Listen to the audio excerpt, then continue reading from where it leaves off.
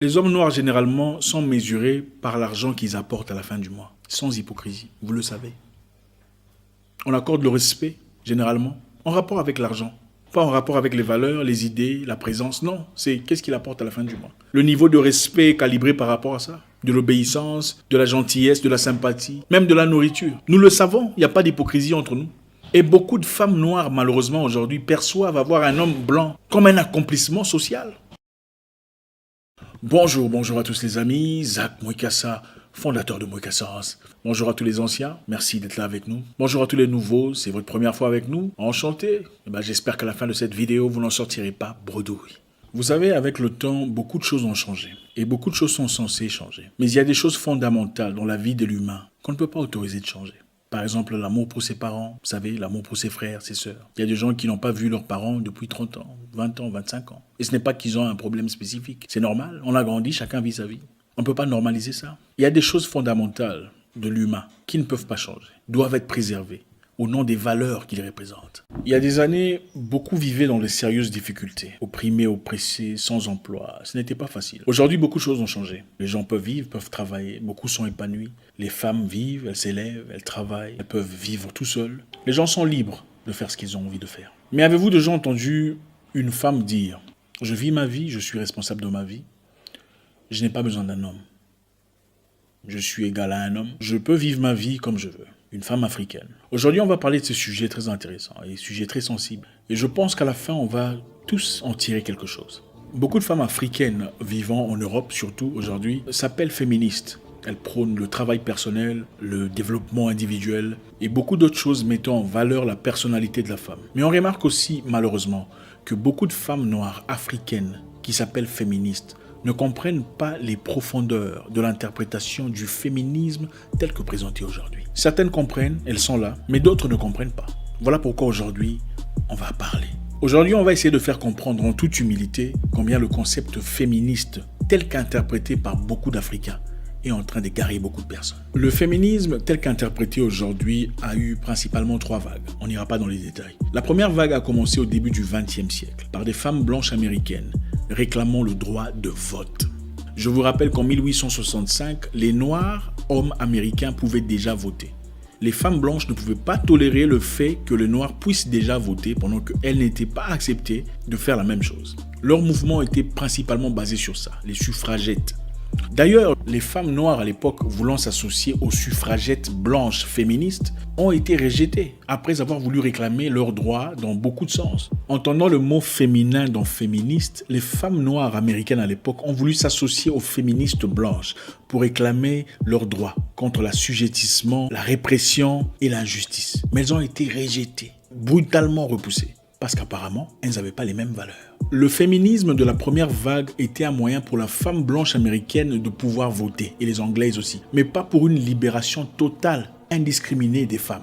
La deuxième vague du féminisme a humecté les années 60. Les années 60, les années des hippies, les années du rock'n'roll, la liberté de choix, la liberté de sexualité, la liberté de pratique. Là, leur combat était différent. Il s'agissait principalement pour la femme féministe occidentale avoir le droit à l'avortement. Vous savez, après avoir eu des rapports intimes, conjugal ou extra-conjugal, avoir le droit de terminer la grossesse et avoir des contraceptifs. Le mouvement féministe occidental de la deuxième vague adopte un concept qu'ils appellent l'intersectionnalité.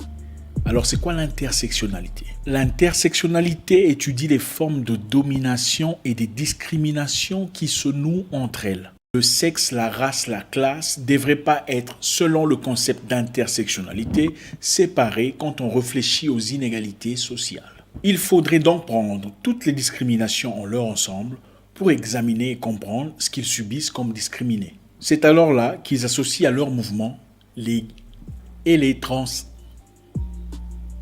et les noirs pour faire une communauté. Mais ma question est celle-ci. Qu'est-ce que les ont à voir avec les noirs? Quel est le rapport? Sont-ils tous discriminés? Dans un groupe, vous voyez un groupe de gens qui veulent être reconnus pour ce qu'ils font. Dans l'autre groupe, vous avez des gens qui, après 400 ans de lutte, de tuerie et de noyade, de viol, veulent simplement réclamer leur existence dans une société telle que la nôtre. Quel en est le rapport? À moins que l'objectif soit d'utiliser la cause noire à leur histoire pour fortifier leur projet. Et c'est là le début du mouvement LG. Je dirais, d'accord, c'est gentil de penser à nous, les Noirs. Nous sommes discriminés. C'est bien gentil de votre part. Mais pourquoi on n'a pas mis les... Allez, ils sont aussi discriminés. Nous pouvons tous faire partie de la même communauté et lutter pour le droit. Je dois dire ici qu'il y a eu des féministes, beaucoup de féministes africaines qui ont lutté pour des causes très similaires. Mais à un certain moment, ils ont remarqué qu'il n'y avait pas match. C'était différent. Ce ne sont pas les causes pour lesquelles elles luttaient. Et se sont séparées peu à peu. Je cite ici, par exemple, maman Marie-Angélique Savané, une Sénégalaise, activiste très forte que je respecte beaucoup, qui ont participé activement à l'émancipation et au développement de la femme. C'est facile aujourd'hui de rencontrer des femmes afro, dire je suis féministe, sans vraiment comprendre les profondeurs des tripes du féminisme. Quel féministe êtes-vous? Parce qu'il y en a plusieurs sortes. Les objectifs premiers du féminisme ont beaucoup changé avec le temps. Vous voyez comment nous partons. La troisième vague du féminisme est celle que nous vivons actuellement. Il s'agit de redéfinir le rôle de l'homme et de la femme dans la maison. On prône l'égalité entre hommes et femmes, liberté de choix, cuisiner quand on veut, si on en a envie, faire des enfants si on veut, si ça nous dit, prendre soin des enfants si on veut. C'est bien l'égalité, mais c'est la direction dans laquelle nous partons. Je pense que vous commencez à comprendre peu à peu que le féminisme tel que décrit ne peut pas être universalisé. Il y a le féminisme, le maternalisme et beaucoup de choses. Mais il faudrait comprendre où on se situe pour avoir une direction. Maintenant, je voudrais m'adresser particulièrement aux populations qui partagent mes valeurs. Si vous ne faites pas partie de ces personnes, considérez que ce message ne vous est pas adressé. Merci. Le féminisme occidental, tel que décrit aujourd'hui, a été utilisé par des forces étrangères pour détruire les familles afrodescendantes. Nous vivons un moment déterminant où beaucoup de femmes noires disent ouvertement « Je n'ai pas besoin d'un homme. Je suis libre, je fais ce que je veux. J'ai mon argent, je vis ma vie. J'ai mes enfants, je vais en voyage quand je veux. Je reviens quand je veux. Personne ne me contrôle. » Écoutez, c'est bien d'être libre, c'est bien d'avoir de l'argent, c'est bien d'avoir un boulot, avoir de l'intellect, des diplômes, faire des voyages quand on veut, revenir quand on veut. Mais quelle est la répercussion de ce choix dans notre vie d'aujourd'hui? Gloria Steinem, la femme activiste promotrice du féministe occidental dans les années 60 aux États-Unis, adulée, respectée par les journaux et publiée incessamment, était agent de la CIA. Le féminisme occidental était subventionné par la CIA comme jamais auparavant. L'objectif était de promouvoir la femme noire, mais pas l'homme noir. Pourtant, ils étaient tous esclaves et asservis par le même système. Maintenant, réfléchissons. Nous sommes ici dans un environnement capitaliste où celui qui a le plus d'argent est le plus respecté, le plus considéré, le plus adulé. Et vous subventionnez la femme noire dans un environnement où l'homme noir est négligé. Il est incapable d'aller à l'école, de finir l'université, ou carrément jeté en prison. Quel genre de société vous créez?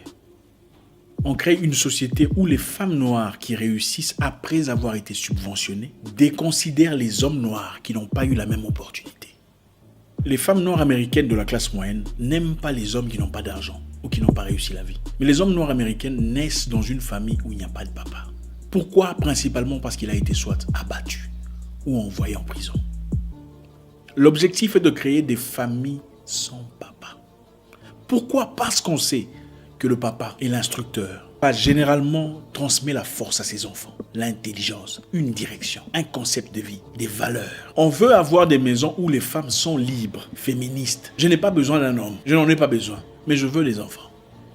Les enfants qui grandissent sans leur père sont difficilement égaux à ceux qui grandissent avec leur papa. On veut des femmes noires qui réussissent, des femmes noires qui étudient, des femmes noires qui s'appliquent, des femmes noires qui se distinguent. Mais on ne veut pas des hommes noirs forts. Et on se sert du féminisme occidental. Dans un monde capitaliste, matérialiste, quand on n'a pas d'argent, on n'est pas considéré. Beaucoup de femmes noires aujourd'hui déterminent la valeur d'un homme sur base du salaire qu'il apporte, mensuellement. On ne regarde plus les valeurs, la considération, son apport sur le plan psychologique, intellectuel, présentiel. On regarde plus souvent l'argent qu'il apporte. c'est là qu'on dit papa est là. Tout le monde sursaute. Le féminisme occidental se cache derrière le droit de la femme, mais dans le but de faire autre chose. Le gouvernement libéral a créé quelque chose de très intéressant. Un poison très lent. Et beaucoup de personnes ne comprennent pas. C'est-à-dire, quand tu as un enfant sans papa, tu reçois de l'argent venant du gouvernement. Quand tu as un autre enfant sans papa, tu reçois de l'argent venant du gouvernement. Si le papa est là, pas d'argent. Si papa n'est pas là, tu reçois de l'argent. Finalement, on encourage à avoir des enfants et des enfants sans papa. La majorité des gens en prison aux États-Unis sont noirs. 85% des enfants qui grandissent sans papa aux États-Unis vont en prison. Le président Barack Obama a dit une fois dans son discours que nous savons tous statistiquement que les enfants qui grandissent sans papa à la maison ont 5 fois plus de chances de commettre des crimes et de grandir dans la pauvreté, 9 fois plus de chances d'arrêter l'école et 20 fois plus de chances de finir en prison. Dans ce contexte, l'objectif est de dépouiller les familles noires américaines de leurs valeurs originelles. On veut masculiniser les femmes pendant qu'on féminise les hommes. Regardez-moi cette statistique. 5% des enfants des familles noires américaines naissaient d'une famille où il n'y avait pas de papa dans les années 60. Dans les années 80, il y en a eu 18%. Dans les années 2000, c'est monté à 33%. Et en 2015, à 41%. Est-ce par hasard? Maintenant, suivez-moi bien. Gloria Steiner, l'agent de la, a commencé son travail emphatique sur le féminisme dans les années 60. Subventionnée par l'agence, elle a fait un travail bouleversant dans les communautés noires pour promouvoir l'indépendance de la femme, l'indépendance financière, la liberté de la femme afro-américaine. Maintenant, regardez l'échelle. De 1960 à 5%, à 2015, à 41% d'enfants noirs américains naissent d'une famille où il n'y a pas de papa. Est-ce une coïncidence? Les enfants dont 85% finiront probablement en prison. Il n'y a pas de hasard. Les féministes occidentales afro disent qu'elles n'ont pas besoin d'hommes. Mais bizarrement, elles veulent des enfants. Qui élèvera ces enfants? Quel paradoxe. Écoutez mes sœurs, je sais que parmi nous, il y a des sœurs qui n'ont peut-être pas les papas de leurs enfants. Et je respecte ça. Beaucoup parmi nous, vous faites un travail incroyable. Et je vous salue pour cela. Mais je voudrais que tout le monde comprenne. Pour qu'un enfant devienne homme, il a besoin d'observer un homme. C'est un homme qui apprend à un garçon comment devenir un homme. Les enfants ne deviennent que le reflet de leur papa, les garçons. La plupart des gens, on dit, la majorité de gens qui finissent par battre leurs femmes ou leurs épouses, ont grandi dans un foyer où il n'y avait soit pas de papa, ou le papa battait leur maman devant eux. S'il vous plaît, ne nous dites plus que vous n'avez pas besoin d'un homme. Si vous avez besoin des enfants. Écoutez, vous pouvez faire un travail immense avec votre petit garçon et lui transmettre des valeurs merveilleuses. Mais ça sera difficile de lui transmettre la masculinité et la vision d'homme comme son papa le ferait. L'objectif premier et kabbalistique de Gloria Steiner était la masculinisation de la femme noire et la féminisation de son homme. J'espère que cette vidéo ne sera pas bloquée. Pour ceux qui connaissent l'Amérique, ils savent que les blacks américaines s'appellent...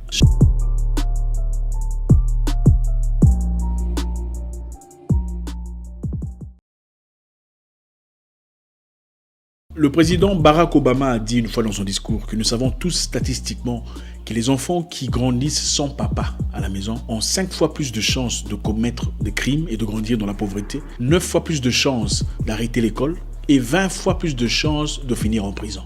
Dans ce contexte, l'objectif est de dépouiller les familles noires américaines de leurs valeurs originelles. On veut masculiniser les femmes pendant qu'on féminise les hommes. Regardez-moi cette statistique. 5% des enfants des familles noires américaines naissaient d'une famille où il n'y avait pas de papa dans les années 60. Dans les années 80, il y en a eu 18%. Dans les années 2000, c'est monté à 33%. Et en 2015, à 41%. Est-ce par hasard?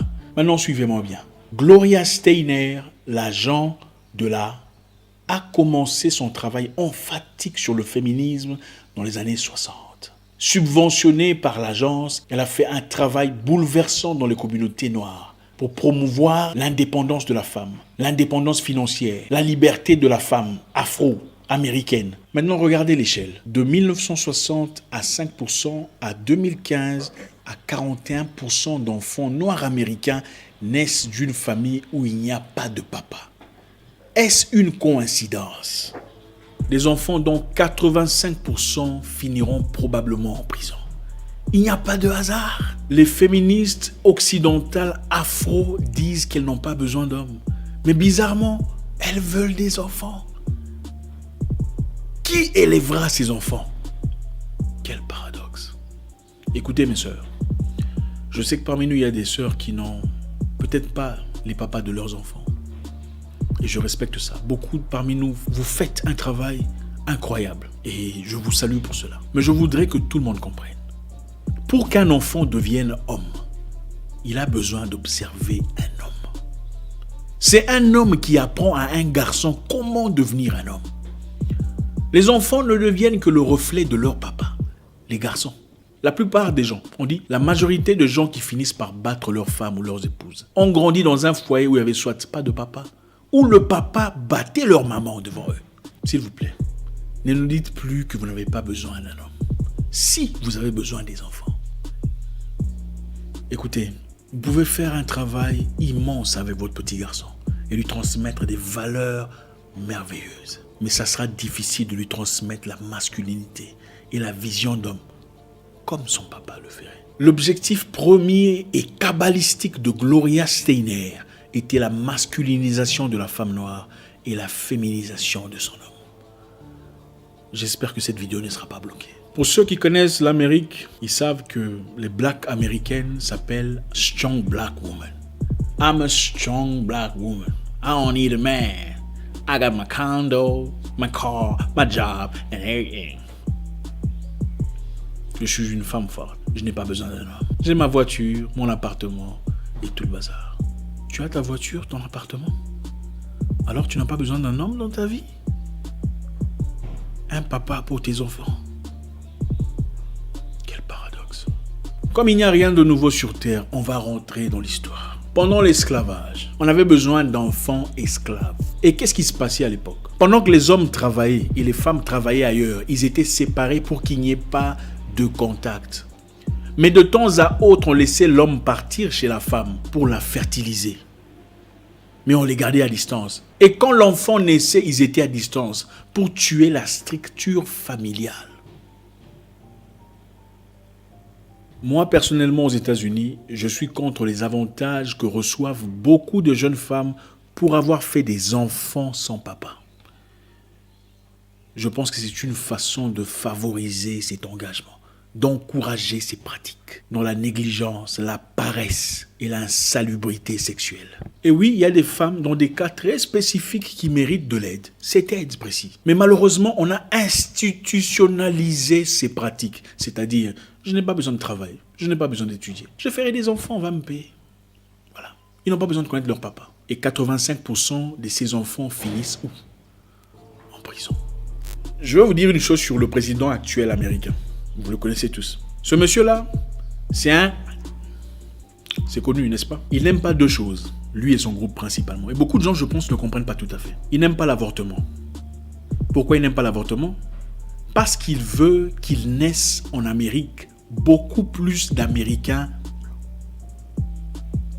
Il n'aime pas l'argent qu'on donne aux gens qui font des enfants. Parce qu'il veut décourager les Noirs à faire plus d'enfants.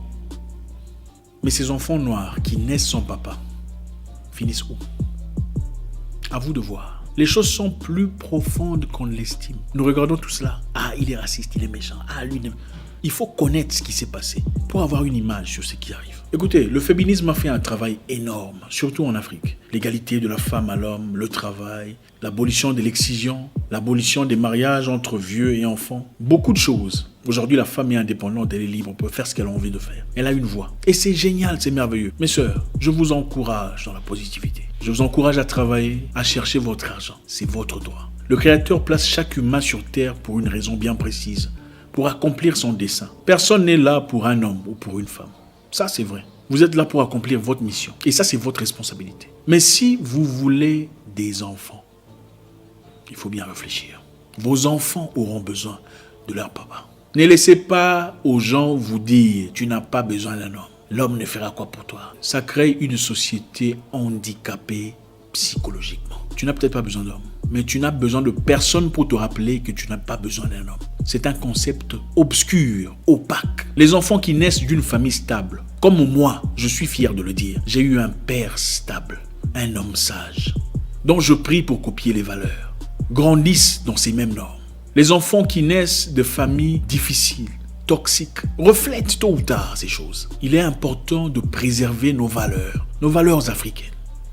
Le monde change, beaucoup peut changer. On peut arrêter beaucoup de choses négatives, mais il y a des choses qui nous définissent. On nous a fait croire avec le temps que le mariage polygame était satanique, pendant que le mariage entre eux, c'est normal. Vous pouvez être une maman célibataire, mais n'empêchez pas vos enfants à voir leur papa. Vous pouvez faire un travail magnifique avec vos garçons, mais vous ne le ferez jamais en ce qui concerne en faire deux hommes, comme le ferait leur papa. Je ne peux pas faire d'une petite fille une femme. Je n'ai pas les capacités. J'aurais besoin de quelqu'un, ma soeur, ma tante, ma cousine, pour m'aider. Autant vous ne pouvez pas faire de vos petits garçons des hommes. Les garçons regardent les hommes. Dans une maison où un jeune garçon n'a pas de papa, il cherche l'homme influent du quartier. C'est son modèle. Il veut copier l'homme influent du quartier, parce que son papa n'est pas là. Quelles sont les valeurs de l'homme influent du quartier? Pour ceux qui savent, les femmes noires américaines peuvent être très difficiles. Surtout quand elle a fait l'école, elle a un peu d'argent, une situation sociale. Elles deviennent compliquées vis-à-vis de leur propre homme. Elle commence à regarder là. Les hommes de sa couleur sont généralement plus assez bien pour son goût. Pas assez adéquats, pas assez intelligents, pas assez bons. Et les hommes américains aussi, dans ce cas, il y en a beaucoup qui vont épouser des femmes noires dans les Caraïbes, si pas en Brésil.